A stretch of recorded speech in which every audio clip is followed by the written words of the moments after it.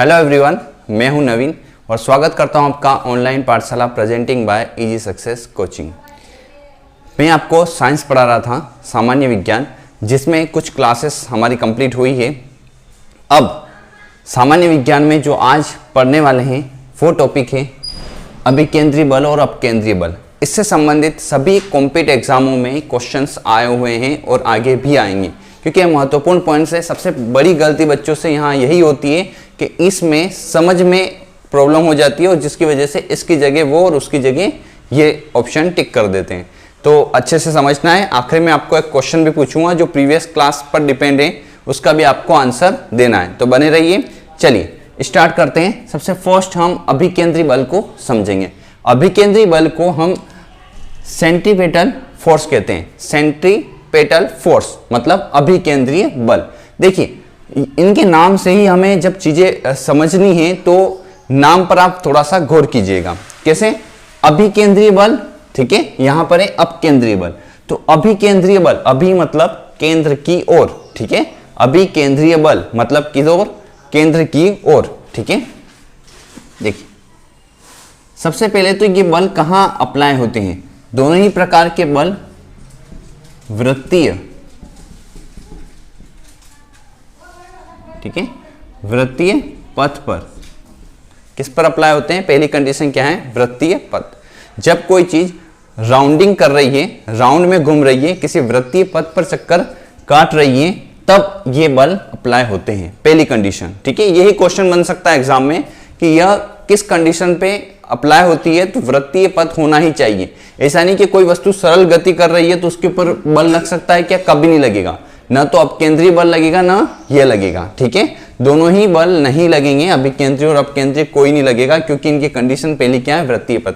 वस्तु हमेशा वृत्तीय पथ पर गति करते हुए रहना चाहिए तो ये बल अप्लाई होंगे, पहली चीज। अब इसमें बोला मैंने कि केंद्र की ओर, तो ये कोई वस्तु जो गति कर रही है उसका सेंटर पॉइंट एक केंद्र है और वस्तु जो गति कर रही है वो यहां पर है, मान लो, ठीक है। तो इस पर जो फोर्स लगेगा उस फोर्स का डायरेक्शन जो होगा वो हमेशा केंद्र की ओर होगा, ठीक है। यही दूसरा क्वेश्चन बन जाता है।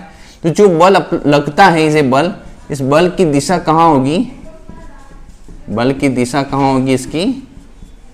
इस वृत्त के केंद्र की ओर। कहां होगी? केंद्र की ओर, ठीक है। जैसे ये कोई वस्तु है जो वृत्ताकार पथ पर गति कर रही है, ऐसे मूव कर रही है, तो इसकी दिशा कहां होगी? इसके केंद्र की ओर होगी, ठीक है। यहां पर आपको एक पॉइंट क्लियर हो रहा है। तो अभिकेंद्रीय में आपको यह ध्यान रखना है, हमेशा अभिकेंद्रीय मतलब केंद्र की ओर, अभिकेंद्रीय केंद्र की ओर, ठीक है। तो केंद्र की ओर इसने अपना मूवमेंट रखा है, अपनी डायरेक्शन रखी है और केंद्र की ओर ये बल अप्लाई हुआ है। तो ये दूसरा पॉइंट भी हमें अच्छे से समझ में आ गया। अब तीसरी कंडीशन देखते हैं।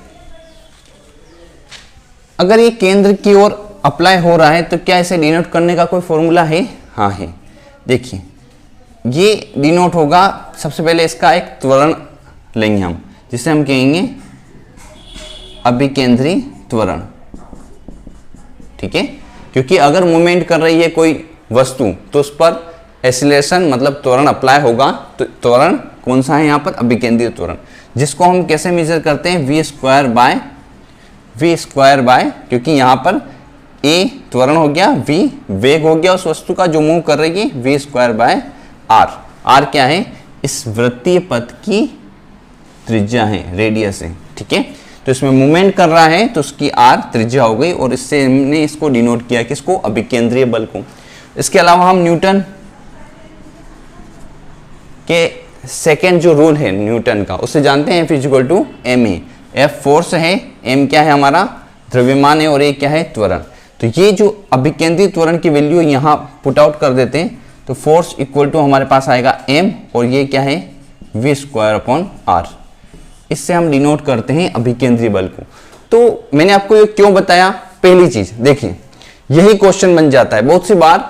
ये फॉर्मूला लिखा हुआ होता है 4 ऑप्शन में और पूछा जाता है कि किस बल का है, या आपको ये ऑप्शन में फॉर्मूला दे देंगे और ऊपर दे देंगे अभिकेंद्रीय बल को डिनोट या किससे प्रेजेंट या हम कह सकते हैं प्रस्तुत किया जा सकता है, इसके लिए कौन सा फॉर्मूला होगा, तो वो कौन सा होगा? mv square upon r। ठीक है, यहाँ पर हमें सब पता होना चाहिए या कभी साइंस में हमें क्या कभी कभी क्वेश्चन आ जाते हैं जो मैथ्स के आधार पर सोल्व करने होते हैं, तो इनकी वैल्यूज दे दी जाए और बोल दिया जाए कि अभिकेंद्रीय बल की वैल्यू फाइंड आउट कीजिए, तो F = mv²/r, ये हमेशा हमें ध्यान रखना है, ठीक है। क्योंकि फोर्स है तो इसकी यूनिट पूछ ले तो वही होगी न्यूटन, जो है ऑलरेडी, ठीक है। चलिए अब यहां पर ये समझ लेते हैं, ये तो मैंने आपको बताया कि इस तरीके से इसे समझा जाएगा। अभिकेंद्रीय बल जो केंद्र की ओर होगा, एक पॉइंट, वृत्तीय पथ कंडीशन है अप्लाई करने की, वृत्तीय पथ पर ही होगा और उसको डिनोट कैसे किया जाएगा, F = mv²/r।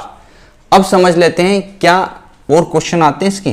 जी हाँ, इसके सबसे ज्यादा क्वेश्चन आते हैं इनके एग्जाम्पल को लेकर, मतलब उदाहरण, ठीक है। इनके उदाहरणों को लेकर क्वेश्चन बहुत ज्यादा आते हैं। तो ऐसे कौन कौन से उदाहरण हैं जो ज्यादातर क्वेश्चनों के रूप में पूछे जाते हैं। तो सबसे पहला पॉइंट है सड़क पर, ठीक है, मोड़। सबसे अधिक पूछा जाने वाला पॉइंट सड़क पर जो मोड़। जब सड़क पर गाड़ी चलती है और वहां पर कोई राउंड आता है, मोड़ आता है, तब गाड़ी एक साइड में झुक जाती है, देखा होगा आपने। वो झुकना क्यों होता है या क्यों अनिवार्य होता है, वो जिन्हें पता है वो जानते हैं और जिन्हें नहीं पता है वो, ये अगर आप ऐसा झुकाव नहीं करते हो तो आपकी गाड़ी फिसल जाएगी, ये 100% श्योर है, ठीक है। तो हम न जाने अनजाने, या जो जानते हैं वो तो जान के ही करते हैं, जो नहीं जानते हैं वो अनजाने में भी साइंस का प्रयोग करते हैं उस मोड़ पर अपनी गाड़ी को गिरने से बचाने के लिए, ठीक है। क्योंकि अगर आप मुड़ोगे नहीं तो आपकी गाड़ी गिरेगी मोड़ पर, क्योंकि स्पीड तेज होती है। तो सड़क पर जो राउंड आएगा, जब वहां पर गाड़ी ऐसे थोड़ी सी तिरछी करते हैं, हम ऐसे तिरछी करके मूवमेंट करते हैं उस गाड़ी का, क्योंकि उसके टायरों के बीच में जो घर्षण बल होता है वो आपको किस रूप में मिल जाए, अभिकेंद्रीय बल के रूप में मिल जाए और बराबर अभिकेंद्रीय बल बना रहे, ठीक है। चलिए, तो सड़क पर जब गाड़ी मुड़ती है तो वहां पर अभिकेंद्रीय बल अप्लाई होता है, एक पॉइंट समझ में आया हमें। इसके अलावा अभिकेंद्रीय बल कहाँ होता है, तो ये ग्रहों में होता है। ग्रह और उपग्रह जो सौर मंडल में या अंतरिक्ष में गति करते हैं, तो ग्रहों की गति पर ये अप्लाई होता है। कैसे होता है, जो सभी ग्रह हैं वो ऐसे मूवमेंट कर रहे हैं, जैसे यहाँ सन है बीच में और ग्रह इसके चारों ओर ऐसे मूवमेंट कर रहे हैं, ठीक है। तो ये जो मूवमेंट होता है, क्योंकि हम जानते हैं कि ये सारे ग्रह जो है प्लेनेट हैं वो सन की गुरुत्वाकर्षण, ठीक है, ग्रेविटेशनल फोर्स जो सन का है, गुरुत्वाकर्षण शक्ति है, उससे पकड़े हुए हैं और उसी से ये मूवमेंट कर पा रहे हैं। पर ये सोचिए कि जब गुरुत्वाकर्षण बल उसको खींच रहा है, उस समय वहां पर एक फोर्स और अप्लाई हो रहा है जो है अभिकेंद्रीय बल, जो गुरुत्वाकर्षण से ही मिलता है, ठीक है। किसको, उस प्लेनेट को, ठीक है। तो उस प्लेनेट पर एक फोर्स अप्लाई हो रहा है जो केंद्र की ओर ही है, जिसे हम क्या कहेंगे, अभिकेंद्रीय बल, जो उसके गुरुत्वाकर्षण से उसे मिला है। तो ग्रहों की गति में अप्लाई हो रहा है। इसके अलावा और कहां होता है, इलेक्ट्रॉन में।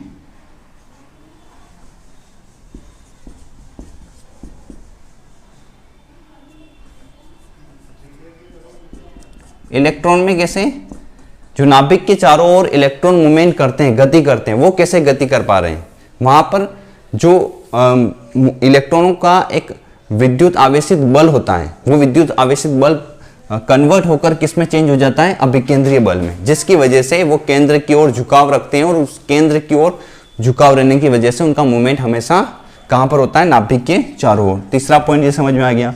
अगला पॉइंट, किसी डोरी से बंधा हुआ पत्थर, ठीक है, डोरी से बंधा हुआ पत्थर, ये भी एग्जाम में क्वेश्चन आते हैं।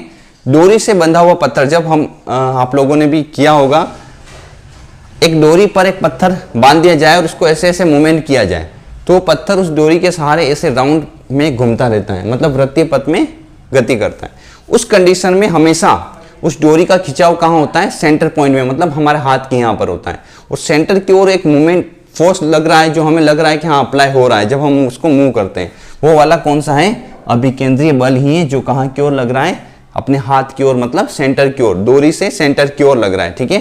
तो ये चार बड़े एग्जाम्पल है जो एग्जाम में पूछे जाते हैं। आपको ध्यान से एक बार रिवाइज करवा देता हूं मैं, ठीक है। सड़क पर जो मोड़ होगा वहां पर गाड़ी को फिसलाने की से बचाने के लिए हम थोड़ा सा टेढ़ा कर लेते हैं गाड़ी को, वो क्या है, अभिकेंद्रीय बल ही है। ग्रहों की गति उसी की वजह से होती है, इलेक्ट्रॉन का मूवमेंट उसी से होता है, और डोरी पर बंधा हुआ पत्थर घूम पाता है किसकी वजह से? अभिकेंद्रीय बल की वजह से। ठीक है, अब लेते हैं इस वाले पार्ट को, सेकेंड पार्ट को, अपकेंद्रीय बल। ठीक है, अपकेंद्रीय बल जिसे हम सेंट्रीफ्यूगल फोर्स कहते हैं। अगर आपको इसको बखूबी समझना है तो इसको साथ साथ में समझना ही पड़ेगा। ठीक है, अपकेंद्रीय बल, सेंट्रीफ्यूगल फोर्स, आपको दोनों में से किसी एक का मूवमेंट मायने में ध्यान रखना है। आपने अभिकेंद्रीय बल को ध्यान रख लिया कि अभिकेंद्रीय मतलब अंदर की ओर। ठीक है, तो ये ऑटोमेटिक कहां हो गया? बाहर की ओर। इसके लिए भी कंडीशन ये अप्लाई होगी, वृत्तीय पथ तो आवश्यक है ही है, पर इसका मूवमेंट, जैसे ये वृत्तीय पथ पर गति कर रहा है और कोई वस्तु यहां पर मूव कर रही है, तो इसका मूवमेंट, इस बल का मूवमेंट कहां होगा? बाहर की ओर होगा, मतलब केंद्र से बाहर की ओर अप्लाई होगा। ठीक है, तो पहला पॉइंट तो ये समझ में आ गया हमें कि ये कहां लगेगा? बाहर की ओर। ठीक है, इसकी डायरेक्शन हमेशा बाहर की ओर होगी। ठीक है, तो अभिकेंद्रीय बल अंदर की ओर, तो अपकेंद्रीय बल कहां की ओर? बाहर की ओर। ये आपको समझ में आया यहां पर? ठीक है, अपकेंद्रीय बाहर की ओर, एक पॉइंट। इसके बाद ये है क्या? बाहर की ओर भी वृत्तीय पथ पर अंदर भी लग रहा है, फिर एक बाहर भी लग रहा है, तो ये वास्तव में है क्या? ये एक प्रतिक्रिया बल है। क्या है? प्रतिक्रिया बल। आप लोगों ने ये सुना होगा या पढ़ा भी होगा, न्यूटन की गति का तीसरा नियम, प्रत्येक क्रिया के बराबर और विपरीत प्रतिक्रिया होती है। तो अगर कोई फोर्स अंदर की ओर लग रहा है तो उसका प्रतिक्रिया के रूप में भी कोई बल हमें मिलेगा, जो क्या है? प्रतिक्रिया बल जिसे कहेंगे, जो हमारा कौन सा बल है? अपकेंद्रीय बल है। तो हम कह सकते हैं अभिकेंद्रीय बल और अपकेंद्रीय बल दोनों एक दूसरे के ही पूरक हैं या अपोजिट हैं। एक अंदर की ओर लग रहा है तो दूसरा कहां चला जाता है? बाहर की ओर। क्लियर, समझ में आ रहा है? अभिकेंद्रीय।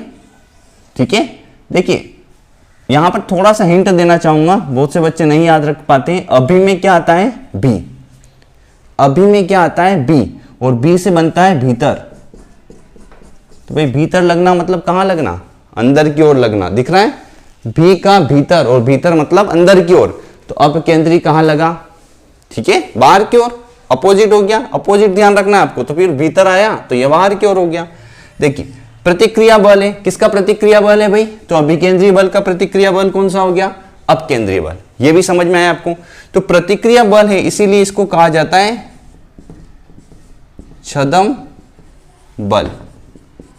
ठीक है, क्या कहा जाता है इसको? छदम बल। देखिए ऐसा नाम क्यों दिया गया इसे?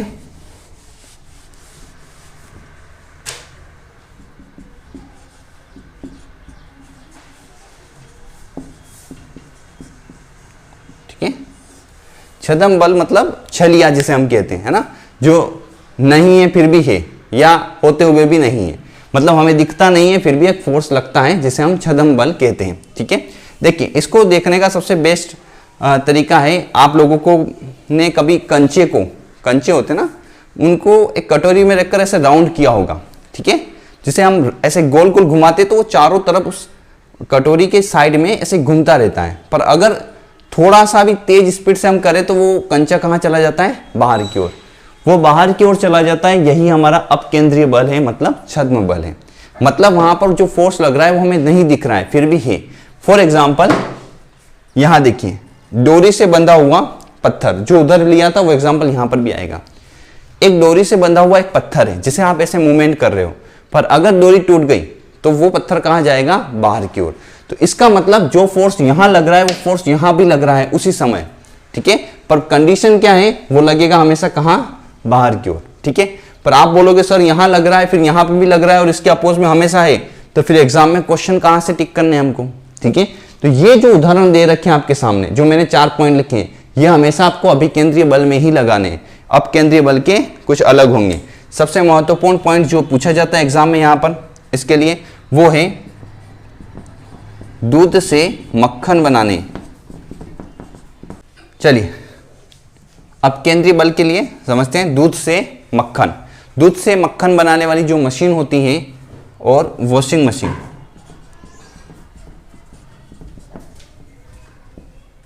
ठीक है, दूध से मक्खन बनाने वाली मशीन और वॉशिंग मशीन दोनों ही अपकेंद्रीय बल पर कार्य करती हैं। देखिए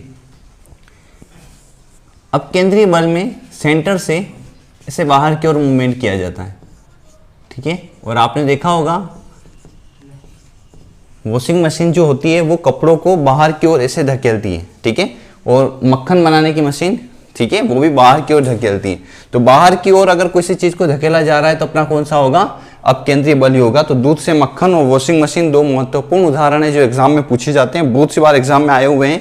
इसके अलावा देखिए एक ये क्वेश्चन भी आता है, जब बहुत तेज गति से कोई कार किसी मोड़ पर सड़क पर मुड़ती है तो वो बाहर की ओर फेंका, उस कार के बाहर की ओर पलटने के चांसेस हो जाते हैं या कभी कभी बाहर की ओर मुड़ जाती है, ठीक है, या उस व्यक्ति का बाहर की ओर ढकेलना होता है। जो व्यक्ति अंदर बैठा हुआ है वो व्यक्ति को इस ओर बाहर की ओर, उस राउंड के बाहर की ओर झुकाव लगता है, ठीक है। जैसे ये कार ऐसे मूवमेंट कर रही है, देखिए यहां पर देखिए, अगर ये कोई कार है और ये मूवमेंट कर रही है ऐसे राउंड पर, है ना, मोड़ पर, तो जो व्यक्ति बैठा है ये बाहर की ओर उससे हल्का सा धक्का लगता है, ये आप लोगों ने देखा भी होगा। तो ये बाहर की ओर धक्का लगना या कार का बाहर की ओर पलट जाना, ये किस बल का उदाहरण है? ऐसा क्वेश्चन आ जाए तो फिर कौन से बल का उदाहरण है? अपकेंद्रीय बल का। आ रहा आपको समझ में? कार का बाहर की ओर, ठीक है, पलटना, कार का बाहर की ओर पलटना। अगर कार बाहर की ओर मोड़ पर गिर जाती है, उल्टी हो जाती है, ठीक है, बाहर की ओर पलट जाती है, अंदर बैठा हुआ व्यक्ति बाहर की ओर धकेलता है, धक्का लगता है उसे, तो बाहर की ओर जो भी आ जाए सब क्या आएगा? अपकेंद्रीय बल ही होगा, ठीक है। मोड़ पर ये है, सिर्फ मोड़ की ओर झुक जाना वो चीज है, पर व्यक्ति को बाहर की ओर धक्का लगना, कार बाहर की ओर गिर जाना, ये सब क्या होगा? अपकेंद्रीय बल होगा। एक पॉइंट और, झूला, ठीक है, यहां पर आपको दिख नहीं रहा होगा, झूला। आपने देखा होगा मेलों में जो बड़े झूले लगते हैं, उन झूलों में बैठने वाला व्यक्ति अगर घूमता है तो उसे हमेशा ऐसा लगता है कि मैं बाहर की ओर गिरने वाला हूं, ठीक है, और अगर अपने हाथ छोड़ दे वो, तो बाहर की ओर गिरने के चांसेस भी उसके बढ़ जाते हैं। तो वो बाहर की ओर बैठा हुआ व्यक्ति जो फील करता है, अपने ऊपर जो बल को अनुभव करता है, वो भी क्या होगा? अपकेंद्रीय बल ही होगा। तो मतलब बाहर की ओर धकेलना, बाहर की ओर लगना, वॉशिंग मशीन, दूध से मक्खन, जो भी बाहर की ओर लग रहे हैं वो सभी अपकेंद्रीय बल है, बाकी सभी इधर क्या है? अभिकेंद्रीय। अभिकेंद्रीय के लिए याद रखने का तरीका फिर से पूछ रहा हूं, भी मतलब भीतर और भीतर मतलब अंदर की ओर, ठीक है। आई होप आपको आज की क्लास समझ में आई होगी, और समझ में आई हो तो दूसरों को भी शेयर करें और इस क्लास को अधिक से अधिक बच्चों तक पहुंचाएं ताकि उन्हें भी समझ में आए, और मुझे कमेंट करके बताएं कि हाँ सर समझ में आई है, तो मैं अगली क्लास आपके लिए बनाऊंगा, नहीं तो चांसेस कम है। ज्यादा से ज्यादा लोग मुझे इस बात पर कमेंट करके मुझे बताएं कि हाँ आपको क्लास समझ में आ रही है तो मैं साइंस पढ़ाऊं, नहीं तो मेहनत करने से कोई मतलब नहीं है। अब आप लोगों के लिए मैं जो एक क्वेश्चन लाया हूं, प्रीवियस क्लास जिन बच्चों ने देखी है वो इस क्वेश्चन का सही आंसर दे सकते हैं, और जिन बच्चों ने क्लास नहीं देखी है वो देखे और उसके बाद आंसर दे तो चांसेस होंगे आपके आंसर सही होने के, ठीक है।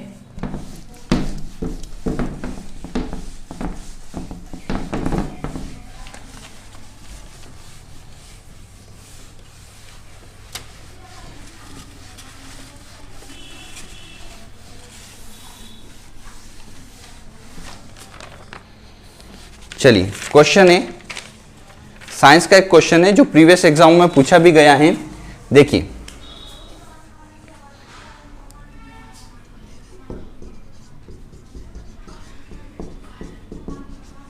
किसी ठोस के द्रव्यमान को दुगुना कर दिया जाए तो घनत्व होगा। फर्स्ट ऑप्शन है दुगुना हो जाएगा, सेकेंड ऑप्शन है आधा हो जाएगा, थर्ड ऑप्शन है अपरिवर्तित रहेगा, मतलब कोई बदलाव नहीं होगा, और फोर्थ ऑप्शन है 4 गुना हो जाएगा, ठीक है। तो जल्दी से मुझे कमेंट करके इस क्वेश्चन का आंसर दीजिए कि क्या होगा और ऐसा क्यों होगा।